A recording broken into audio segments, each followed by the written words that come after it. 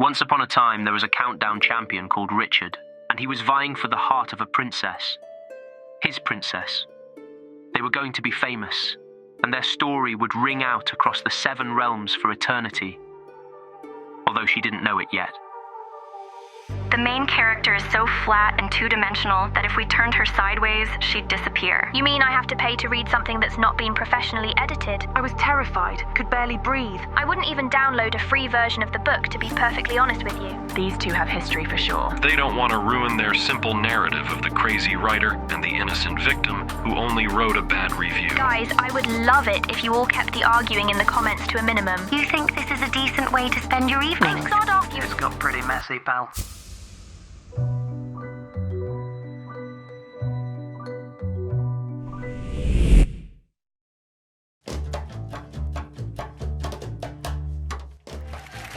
Good afternoon and thank you for joining us. Last countdown of the week, isn't it, Carol? I know. Friday's countdown's gone quickly this week, particularly quickly. Now, our defending champions, 4 times champions, Richard Brittain, he's 18 years of age, from Enfield, an A-level student. You've been going well, haven't you? You happy with your score so far? Yeah. Yeah, two centuries and 2 90s. That's high standard stuff. Yeah. Yeah, that's Richard. And ladies and gentlemen, thank you very much indeed. Champion returning today is Richard Brittain. And Richard here as champion of Series 55 since being on Countdown in 2006. Richard has been travelling Europe and came all the way from Belgium to be with us today. As well as being a bit of a journeyman, Richard's hobbies include collecting wild mushrooms and listening to classical music, bird watching, a bit of chess as well. Richard Brittain was the winner of Countdown Series 55. He first appeared on the show aged 18 in 2006. He beat his opponent and won the coveted Countdown teapot. He then won his next 7 appearances, which made him an Octo-champ. He was invited back again in 2009 as part of a series where Octo-champs fought it out to become the ultimate Countdown champion. He became somewhat prevalent in Countdown folklore due to his tendency to make up words. In his episode against John Corby, the pair were presented with the letters A-N-D-I-E-S-E-G-G. In a panic, Brittain spluttered out, Gandhi C. Nope. In light-hearted tradition, future contestants would suggest Gandhi-seek whenever they were lost for words. Any idea? Is it Gandhi-seek? Surprisingly, no, it is not. Hello, my name's Richard Brittain, and I'm a Countdown champion. If you're a British viewer, you probably immediately recognise me as the winner of Series 55.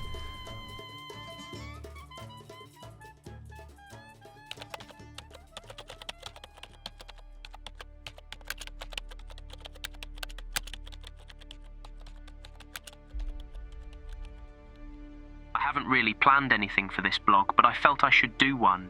I spend a lot of time writing fiction.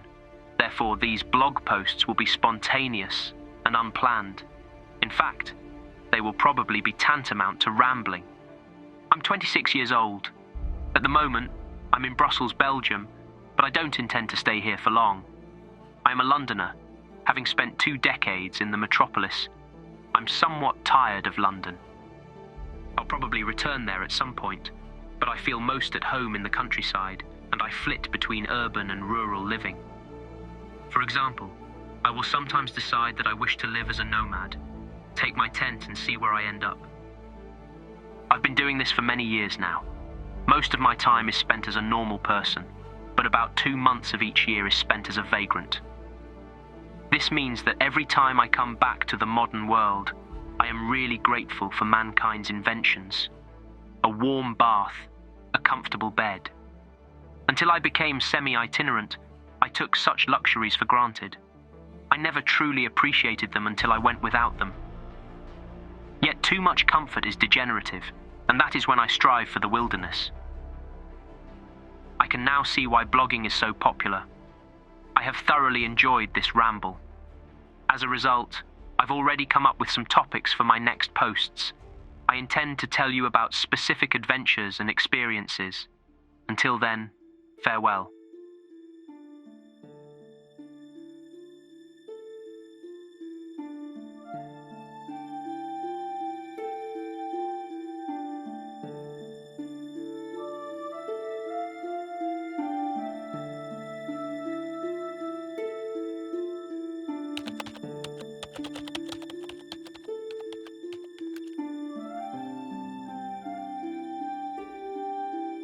It was her smile that enchanted me, which may sound cliched, but it's the truth.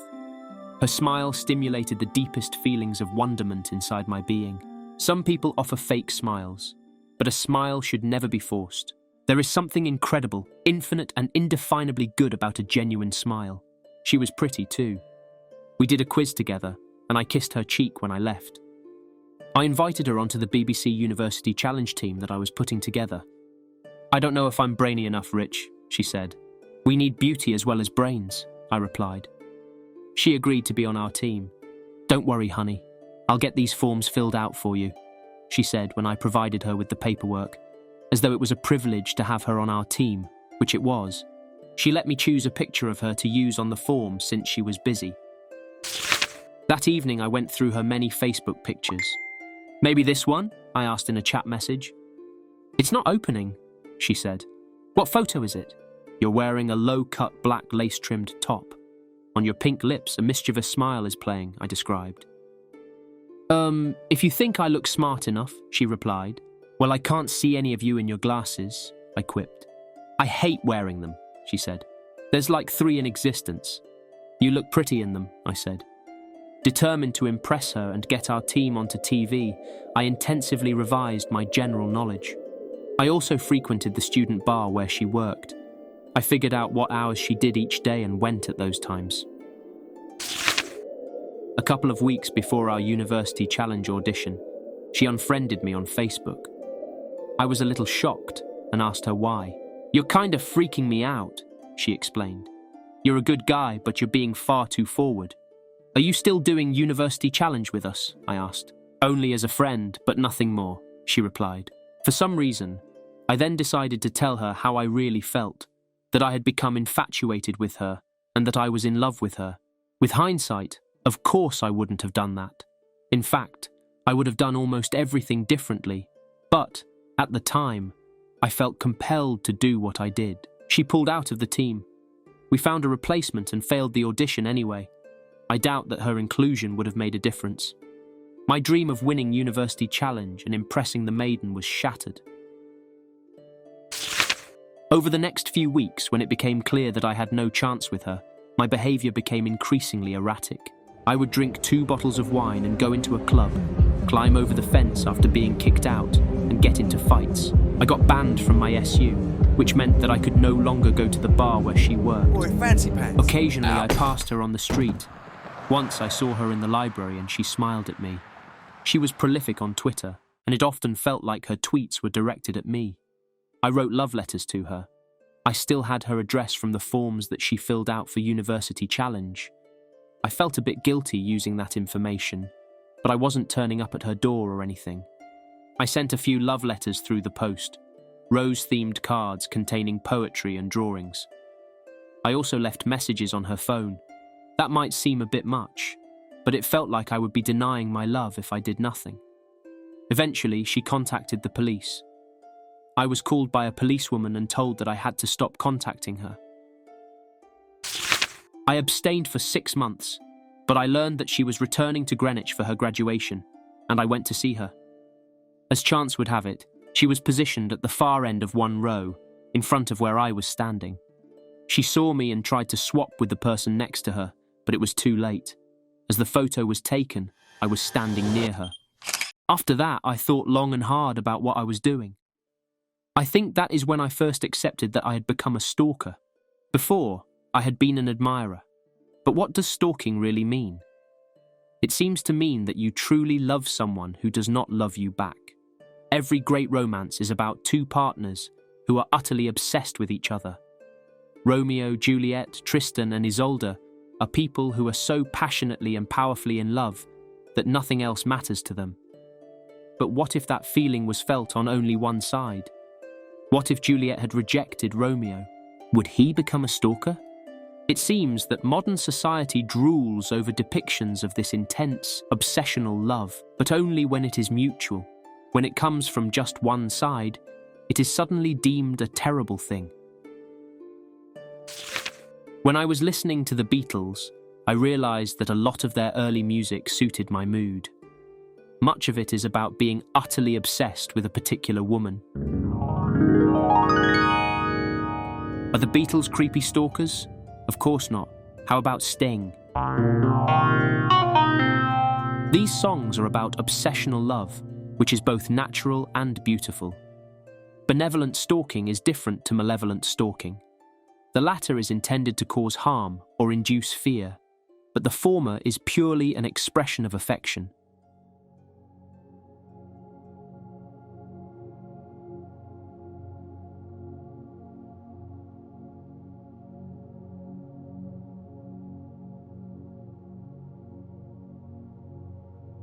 On Valentine's Day 2014, I sent Ella another card with an elaborate drawing of a wild scene.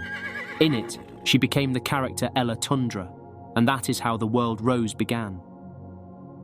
The World Rose is an epic fairy tale romance set in a semi-fictional ancient world. Writing this book has consumed me for the past 7 months. By that I mean, there were periods of weeks on end when I did nothing but write, often subsisting on little more than cucumber and brown bread. It did wonders for my health. The title has a triple meaning. The central character is a renowned beauty, the rose of the world. While the rose flower features heavily in the plot, it also implies that the world rose up. When Ronwind Drake discovers treasures in a distant paradise, a new golden age seems set to begin. But Ella Tundra will find that all that glitters is not gold, as she faces many obstacles in her quest for true love. Each chapter is unique, and it is difficult to even assign a genre to The World Rose. I don't want to review my own work.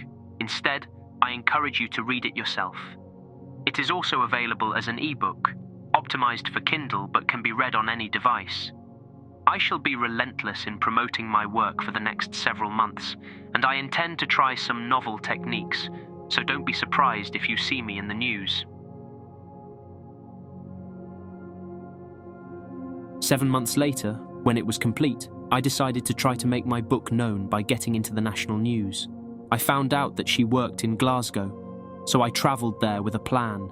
I was going to tell her that if she came with me, and we faked a kidnapping, we would both become famous. We would go into the hills and camp out for a few days while the nation searched. I had brought the necessary supplies. I would like to reiterate that I was not plotting to kidnap her. I was planning on asking her if she would be interested in pretending to be kidnapped, so that we would make the news and people would learn about our story. Yesterday, I saw her on the street and approached her and called her name, but she freaked out. "How?" she said. "How are you here?" She turned and snapped me on her phone before hurrying away. I didn't even get to tell her about my plan. I didn't want to make a scene because people were staring. I also realised that I didn't have the heart to ask her if she would like to be kidnapped. I left Glasgow, and I think our relationship is finished now. I gave it my best shot. I really thought that we would both become famous. We would have disappeared for a few days.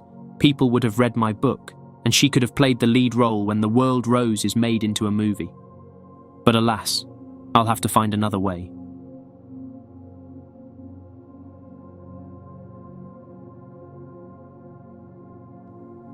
Once upon a time, there was a great forest realm.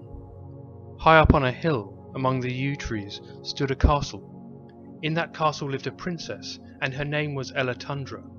Her hair was golden brown, and her eyes were blue like the ocean.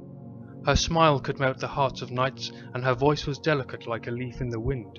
She was tall and elegant, slender yet well endowed. Tundra was in her name but not her nature, for she was neither cold nor bleak like tundra, but warm and vibrant like a meadow in summer. At 23 years of age, the princess was world-renowned. Word of her loveliness had spread around the globe to distant lands and far-reaching empires.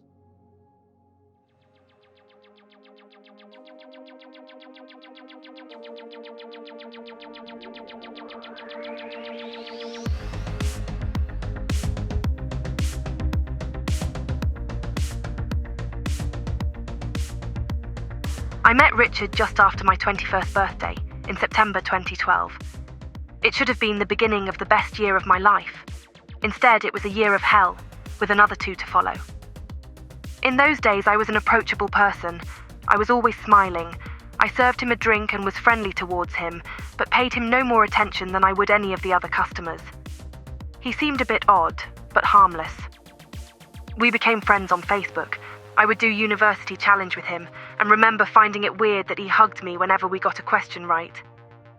He would come to the student bar and just sit and stare at me. I felt so uncomfortable that I confided in my colleagues, and they helped me get work in the kitchen. But he wouldn't leave me alone. He would send letters to my flat, leave voicemails declaring his love, and play Beatles songs like I Want to Hold Your Hand down the phone. I was terrified. Whenever I saw him, I could barely breathe. I had panic attacks. I was screaming at him to leave me alone.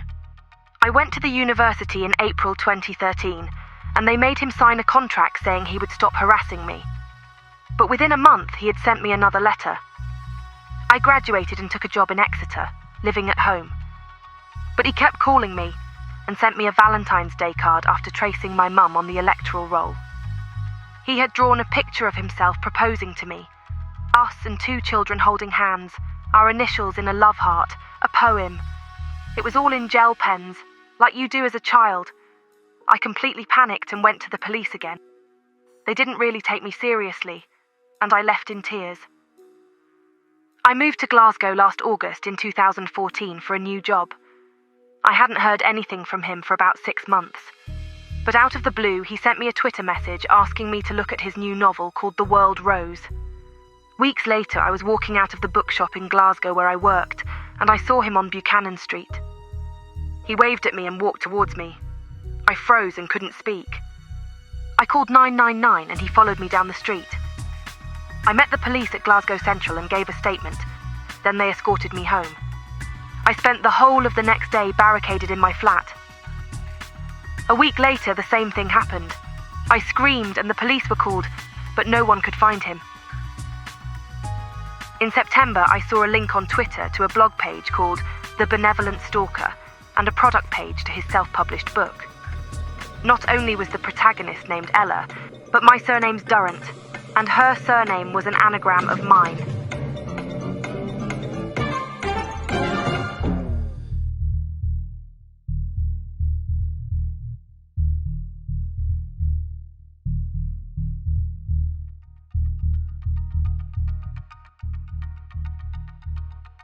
How to tell if you're a massive stalker. In 2006, Richard Brittain won Series 55 of Warm Bath, into which OAPs are gently lowered directly preceding their death TV show Countdown. You might scoff, but Richard Brittain has his own page on the Countdown wiki. Plus he's met Pam Ayres. Plus he has a teapot with a clock in it and a bunch of heavy dictionaries. So leave him alone. What have you ever done with your life that's so good? I'll tell you what you've done that's so good. You've never stalked someone to Glasgow with a tent and a plan to kidnap them. Admittedly, it is tricky to fill in a University Challenge entry form without inadvertently sounding like a murderer.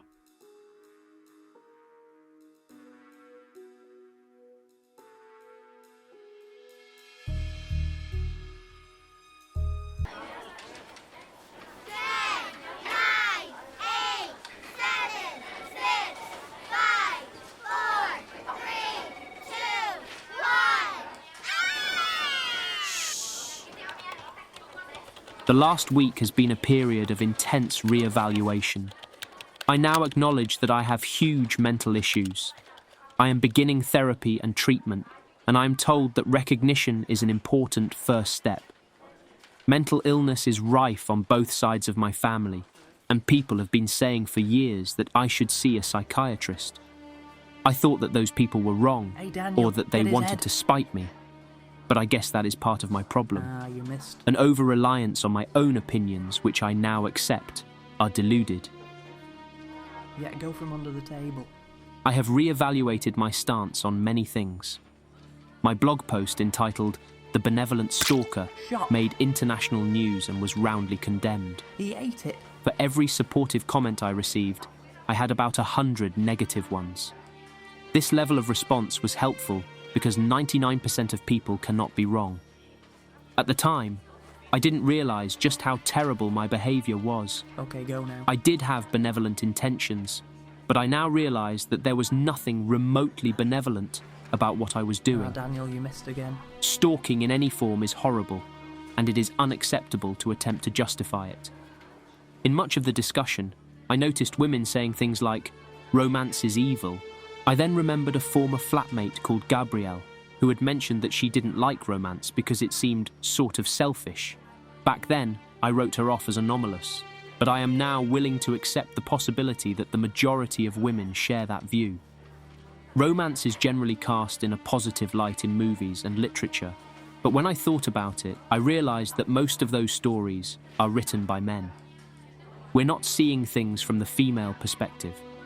What I also realize now is that if you act the way that those characters do, in real life you may end up in jail. Happy birthday!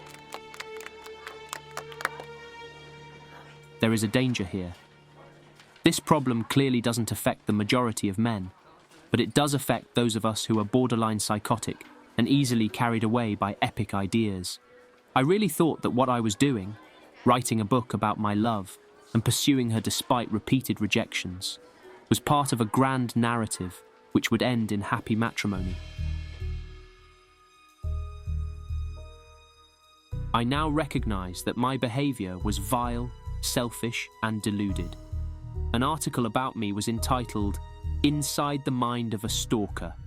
I believe that I may, in some small way, be able to add to an understanding of the problem. One thing which commenters found problematic, and which I now find deeply problematic and disturbing, is how I continued to pursue her.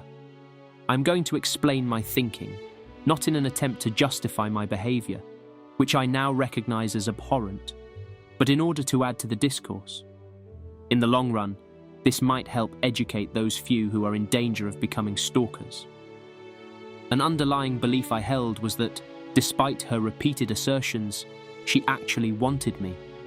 This might seem mental, and it is mental, but I'm going to attempt to explain why I thought that. In my previous post, I mentioned that she was prolific on Twitter, and I believed that many tweets were directed at me.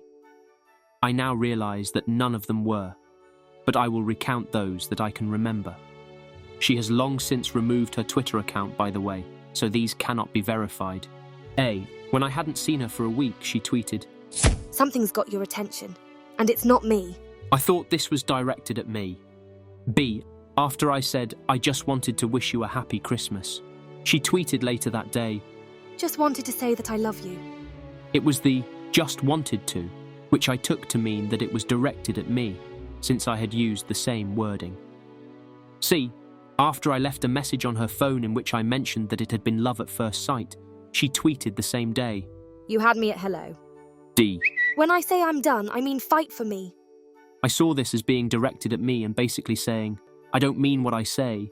My rejection is a challenge for you to show how much you really love me." E. Let's be weird together. F. Not happy that he is going to be let back into the SU where I work. I just want it to stop. There. In my warped mind, I saw that emoticon as suggesting that she didn't really want that. G. After I sent her a card saying, "I will wait for you for eternity," she retweeted some Disney quote. "I may not be your first love, but I'll make sure that I'm your last." The timing of these tweets, I now realize, was purely coincidental, but all of them felt like coded messages to me. There were also a few times when I passed her in the street, and she seemed to be smiling at me, and I again stupidly took this to mean something which it clearly didn't. Basically, I was deluded, and I now realize that I have a lengthy history of being deluded. I remember thinking that a key moment was when I apologized to her, about a month into it, and I said that I would move on. It felt like she threw the apology back in my face and said, "Your apology means nothing. I can't trust you." Perhaps that's not what really happened, but that was how I perceived it. At the time, it was important that she accepted my apology. I felt sure that I was going to stop there and then. Of course, I now realize that I should have stopped before then anyway, and that her response to my apology was irrelevant. I should have stopped. But in my warped mind, that made things worse. I think it would be relevant to point out that the attraction was much more than physical. This one felt like something very unique, and I did start to believe that she was the one. If I hadn't, I wouldn't have spent 7 months writing a book about her. I did believe that I was in love, But the key factor, which I refused to accept, was that she was not in love with me. There was an overriding feeling that I had to act, to keep the love alive. Otherwise, it would die. I should have just let it die. It is unforgivable that I continued to pursue her, and I have learnt a great deal and hope that others do not make similar mistakes. I've felt a bit like Bruce Willis in The Sixth Sense recently, when he realises that he is a dead person. That is how self-revelatory the last week has been for me. I wish I had found this peace of mind earlier, because it would have saved others from harm.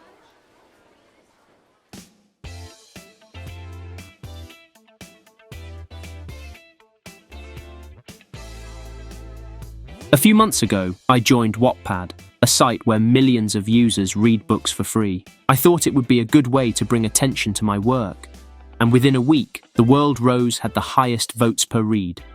The praise I received was remarkable and made me feel great. I was compared to Dickens, Shakespeare, Rowling, Raymond E. Feist, and Nora Roberts. Wattpad is certainly a useful platform for gauging the potential popularity of your book, but it has its limitations. Only about 10% of my readers there converted into sales, which is roughly what I expected, because the majority of them are teens who expect to read things for free. Yeah, boy! I only released half of the book, and some got rather annoyed when I said that they had to purchase it if they wanted to continue reading. Excuse me? Is he no, for I'm real? definitely What not a doing joke. that. This guy is so lame. Nobody understands me. While I gained many followers on Wattpad, I also managed to garner a small number of enemies. Winston Churchill once said, "You have enemies? Good. That means you've stood up for something." The thing I stood up for was essence above form. I noticed that Wattpad users frequently attack each other's writing, and an oft-repeated phrase is, "show, don't tell." But if you look at almost any successful book, Lord of the Rings or Harry Potter for example, you will find it to be rife with so-called telling. If you have a great story, then you ought to tell it. If you don't have a story to tell, then no amount of showing will help you. I view it as more of a gimmick, but it astonished me that some young students were so dogmatic about that particular piece of advice. It enraged them when I gave numerous examples of best-selling authors who ignore the show, don't tell mantra. Another thing that some amateur writers harp on about is purple prose, which they've been taught to avoid. I have no problem with using elaborate descriptions when it suits a particular scene, and it suits the start of The World Rose. Charles Dickens used purple prose on almost every page, and he didn't do too badly. But the point I wanted to emphasize to those teenage critics is that essence is more important than form. If you don't have a great plot and a unique story, then no amount of flashy technique will help in the long run. And that is where life experience comes in. Authenticity is crucial. All of my characters are based on real people, which I believe is essential because it gives them a depth and complexity hard to achieve otherwise. Wattpad gave me hundreds of followers for which I'm grateful, but it also gave me a few haters who have been quite persistent in trying to bring down my work. For example, the moment that The World Rose was published, 5 of them went to Goodreads and gave my book a 1-star rating, even though they hadn't read beyond the prologue. Their proclaimed purpose was to punish my arrogance. But the 4- and 5-star ratings are beginning to roll in, and I am confident that The World Rose will be a success. Any debut self-published book takes time to gather momentum, but I am prepared for the struggle. I can recognize my own mistakes. For example, there were too many dialogue tags in the original version, which I have since removed. I accept they can disrupt the flow. One of the advantages of self-publishing with print on demand is that I can continue to edit if I need to, but I believe that The World Rose is finished, and I intend to move on to my next project, Chocolate Holocaust, which will be radically different in genre and style. Sir Edward Elgar, the composer, would launch scathing attacks on his critics, which some found uncouth, but I respect the mustached maestro all the more for it.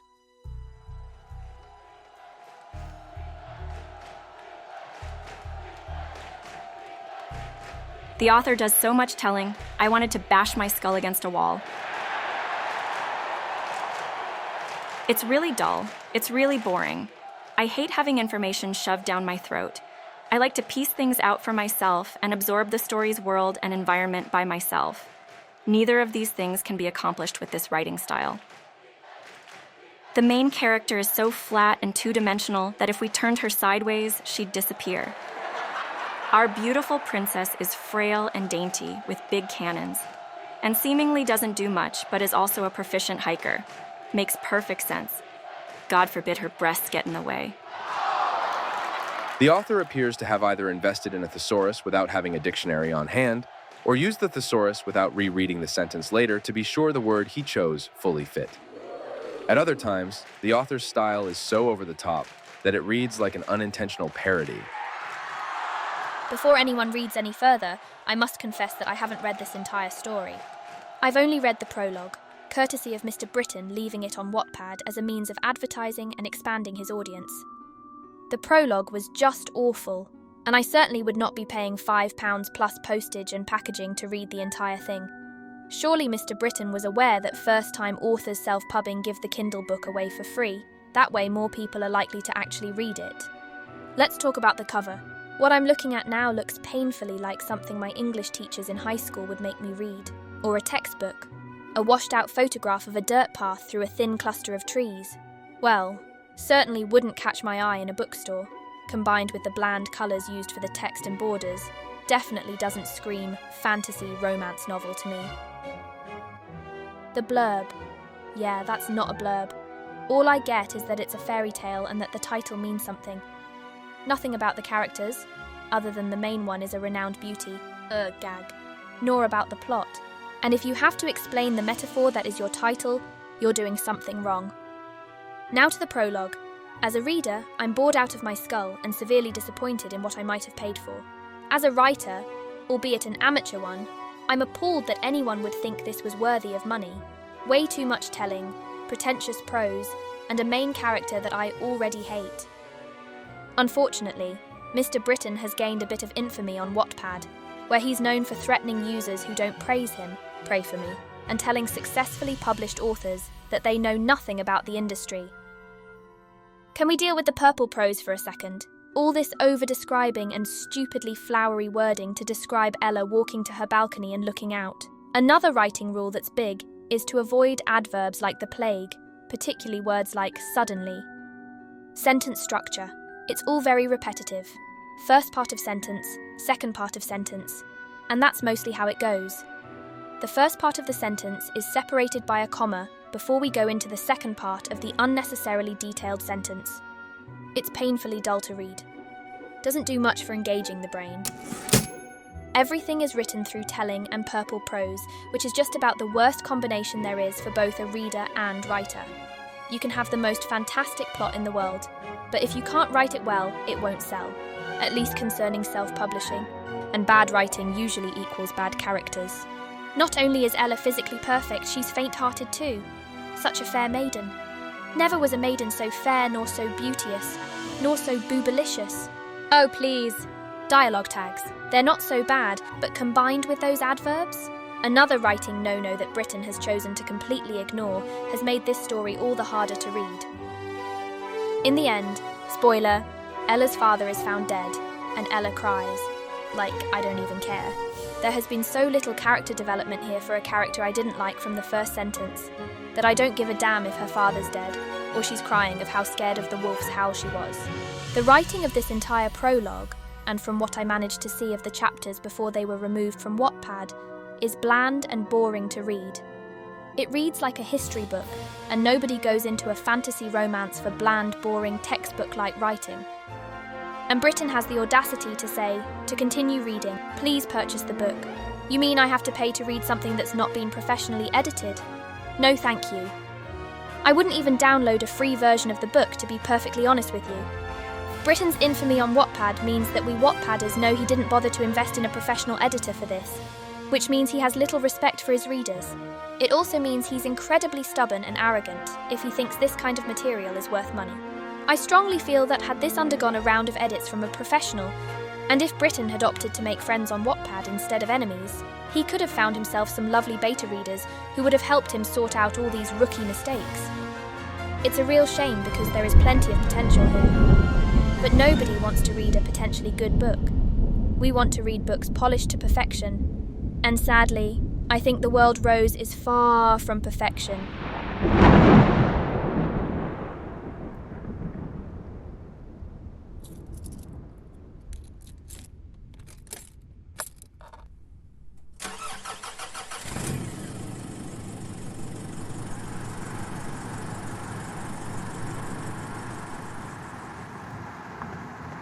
After 200 yards, turn right, South Wood Lane, then take the second left.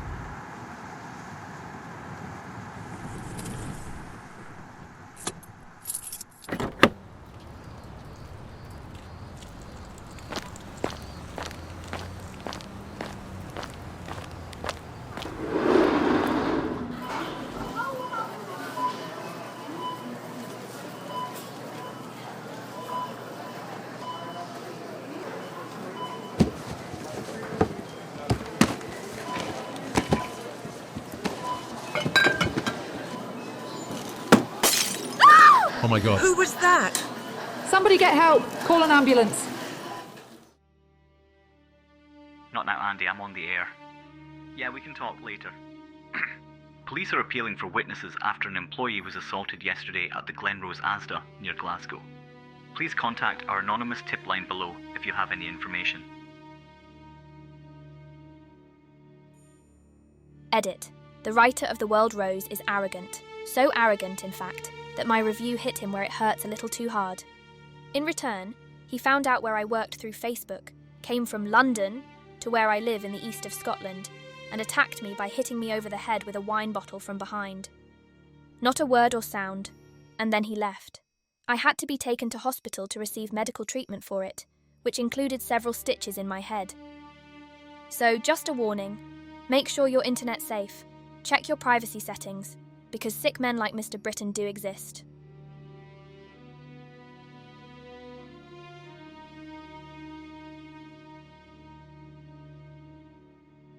In an update to the Guy Writes chilling post about being a stalker story that I truly wish hadn't been real, a reviewer going by the name of Paige Rowland describes how Brittain stalked her Facebook page, discovered where she worked, and traveled all the way to Scotland where he violently hit her over the head with a full bottle of wine, causing her to be hospitalized.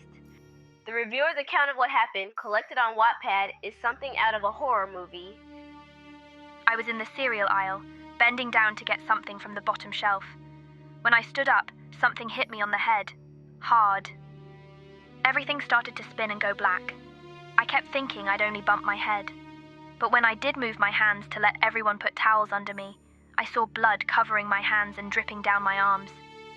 Before I went into shock for the first time, I heard one customer say to the baker that someone had come from behind me, hit me with a wine bottle and walked away. This creepy, violent motherfucker. I desperately and sincerely hope he ends up spending a lot of time in a Scottish prison and is taken off the streets before he can hurt anyone else.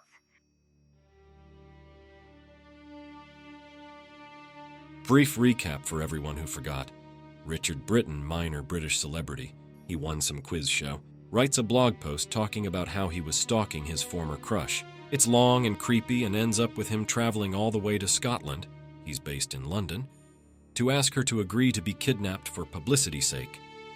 This story goes viral, especially with Jezebel highlighting it as an example of male privilege and rape culture, and makes it to the New York tabloids. A few days after this story goes viral, along comes Paige Rowland, Wattpad troll who wrote a troll review of Brittain's self-published fantasy novel complete with BuzzFeed GIFs, claims that Richard Brittain has also traveled up to Scotland with the sole purpose of assaulting her with a wine bottle. The writer of the original Jezebel article that made Brittain famous immediately takes her statement at face value and writes Paige Rowland's press release without checking for independent confirmation. And in order to cover up this lack of journalistic standards, parrots the claim of Paige Rowland that states that there is a general gag order on British newspapers when it comes to crime reporting. Edit. For those asking, of course charges are being pressed. I required medical attention, and had the hit been anywhere else, or had I been hit harder, I could have died. Don't worry, I am making sure things are being done about this. According to Paige Rowland, Americans just don't understand that British newspapers are not allowed to report on crimes before they go to trial. It's even harder to understand this rule when a Google search of Scotland assault comes up with dozens of stories written by Scottish newspapers about assault charges that are awaiting trial. But that doesn't stop a bunch of trolls from sniffing blood and forming the mob. So they write hate comments on the Jezebel story, and they write even more scathing reviews on Goodreads and Amazon. And they all completely believe this story 100%, even though it makes no sense. They even buy the bullshit excuse that Paige Rowland cooked up in order to explain away the fact that there is no independent confirmation. Of course, Paige Rowland claimed that the trial can be up to a year after the alleged assault and that the gag order is imposed until then. Edit. Guys, I would love it if you all kept the arguing in the comments to a minimum. It's very messy. The comments section of my fair and constructive review is not the place to be arguing with one man about whether or not he blamed me or any other victims for their own attack. Nor is it the place to preach about being nicer in our reviews. If you wish to continue any discussions about the matter, I ask you all to please take it to private message or simply let the matter go. If I was badly offended by the particular victim-blaming post, I'd have made that very clear to the user who posted. You are all perfectly within your rights to be upset about something, but this is my review and my situation, and I am not affected.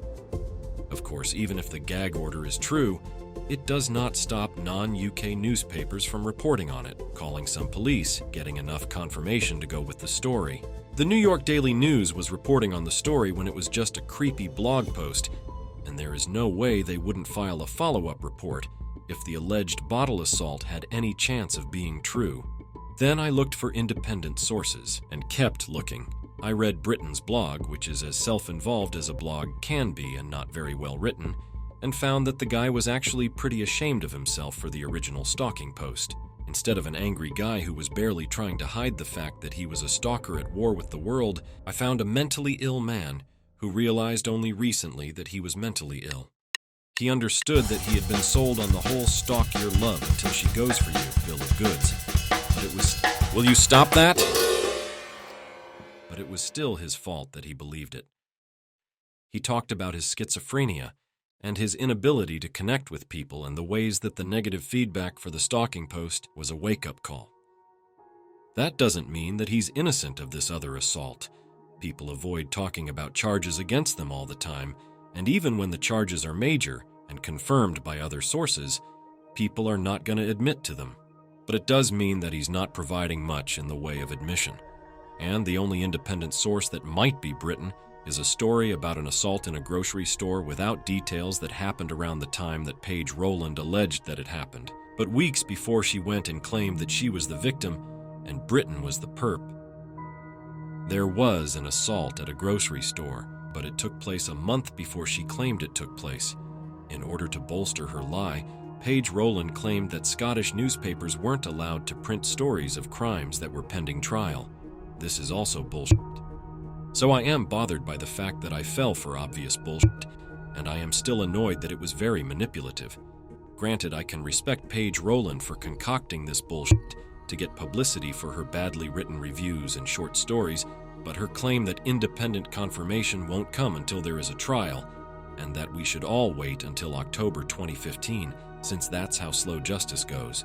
It's way too blatant a lie to take seriously. Also not happy with the group bullying and the people who think that they are on a righteous crusade because they pick the right targets for their venom. Then again, if Brittain was guilty, or if there was any credible evidence that he was guilty, I would be much less eager to defend him or castigate Paige Rowland, who is hoping that people forget this story by the end of 2015 so that she doesn't have to come up with a miscarriage of justice and still a gag order excuse to keep dining out on. Hell, I would even join the collective mob against him. I certainly have no shame about calling out psychopaths and assholes who actually commit heinous acts. But in the case of Brittain, the Goodreads reviewers choose to ignore the lack of evidence, independent confirmation, police reports, etc., because they don't want to ruin their simple narrative of the crazy writer and the innocent victim who only wrote a bad review. It would be nice if Paige Rowland finally admitted that she made it all up, but even that would be a sad consolation.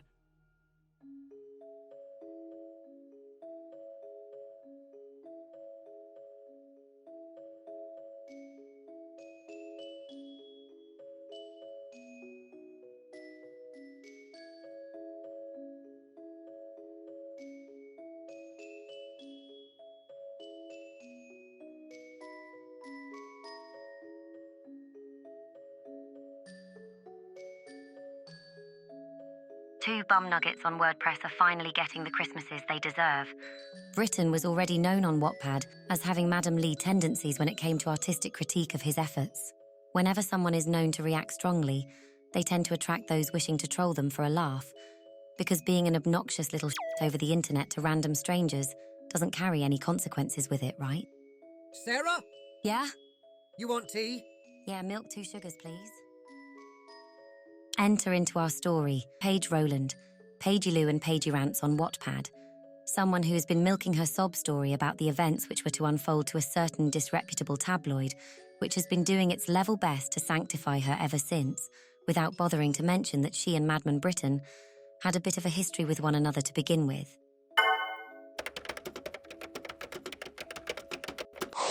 Paige decided that repeat tormenting of a set target would be an ideal way to spend her evening after a hard day stacking supermarket shelves.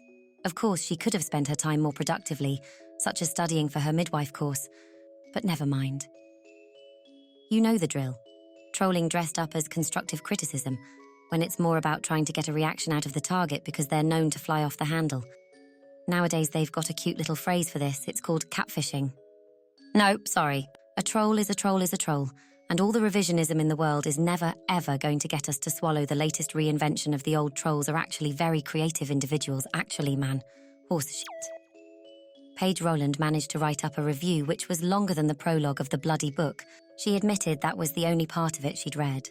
At least that's what she said at the start. It changed later, which she posted up on Amazon for maximum damage. We mean effect. This wasn't a review. This was a deliberate attempt to pour oil on troubled waters and then chuck a lit match on top. Oh, please. Ugh, I can't, and rookie mistakes alone from the Ladybird Book of Trolling ought to draw suspicions long before the rest of the text with added personal attacks did. The last paragraph is little more than a 6th former level attempt at the close of trying to be clever and dress it up as a proper review, rather than baiting. So there's another story going around involving a reviewer getting physically attacked. There's also some question as to the veracity. I'm going to link all the stuff I know here and you guys can make up your own minds. My conclusion? These two have history for sure. This isn't a case of two previously unknown people. They have some history of interaction. Hey there. As the reviewer in question here, I'd just like to clarify a couple of things. It seems to me that you're implying that I'm the crush he stalked in Glasgow, but I promise you I am not that girl, whoever she may be. I have never officially met Richard Brittain, only the hard side of a borrowed wine bottle. Our history only goes as far as me leaving this review, him creating troll accounts to try to belittle me, and then him attacking me. I'd also like to assure everyone I'm not just pretty sure it was him. CCTV, fingerprints, and other complicated cop stuff I don't really understand has shown it's him. However, it did only happen a few weeks ago, and we're still awaiting a trial date, and there is always the possibility, though it's very small, that he'll be found not guilty. Myself and all authorities involved are confident he'll be proven guilty because we have so much evidence. Not just evidence, but proof. I also want to address here some things flying around about me leaving the review to be mean. I hadn't really used Goodreads before. I'd made an account for some reason back in July, but I didn't use it. After reading what I read of Brittain's book, I figured I would use that to leave my first review and start using Goodreads more actively. Unfortunately, some dramatic stuff came of that, and I've not yet had the chance to review anything else, be it good or bad. I've also heard whispers that it was maybe me who was stalking him. How did I know he lived in London? Well, he stated it on Wattpad, the site where we had the altercation after I posted my review, and the police confirmed it for me when I told them I thought it may have been Brittain who attacked me. Okay, now the alleged attack took place over 2 months ago and there is no trial, no arrest, no news stories of Brittain doing this that are independently verified. And the silliness about Brittain automatically imposing a gag order after an arrest is simply not true. It appears more obvious every day that you, Paige, wrote a terrible review of someone that you know from Wattpad, and then, just to make yourself famous, decided to capitalize on the stalking blog by falsely accusing a mentally ill man of stalking you in the most convoluted fashion available. The main reason why I am so concerned with this is because I actually believed this bullshit story. Oh, come on. Richard wrote in the final chapter of Chocolate Hologram, or whatever the hell it's called, about how he went to Scotland and hit a critic with a bottle of wine before wandering off and eventually getting arrested. Admittedly, the character is called Rupert, but given that Rupert is a countdown champion and recounts how he stalked someone to Scotland after writing about them into a book in which he cast them as a princess, this doesn't seem all that difficult to figure out.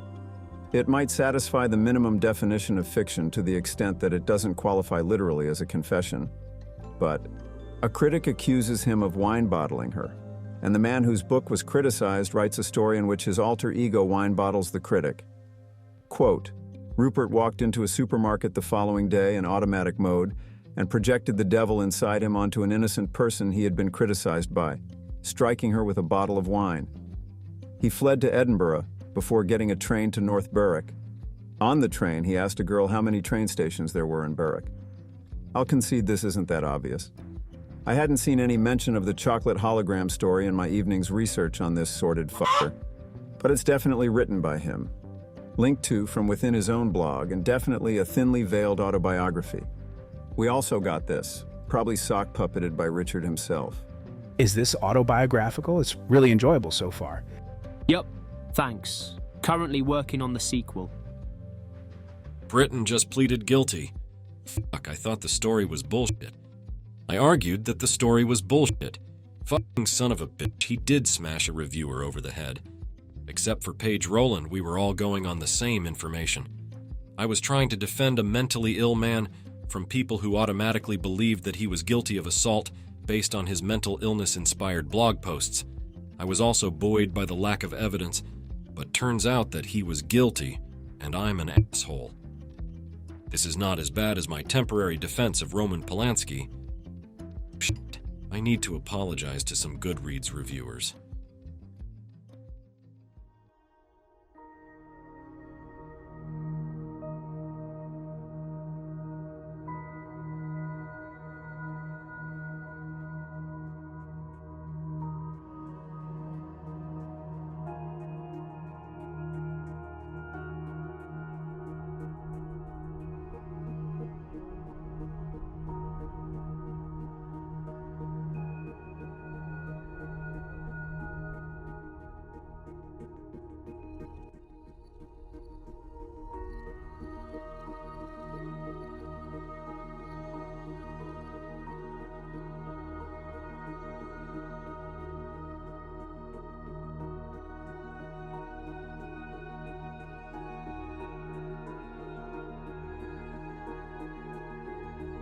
Scottish pine. Daughter of mine. One day I'll head north, beyond the Firth of Forth, and take what belongs to me, that everlasting tree, which has taken root.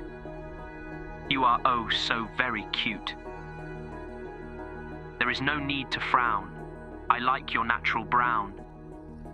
It's similar to the earth, my woman of great worth.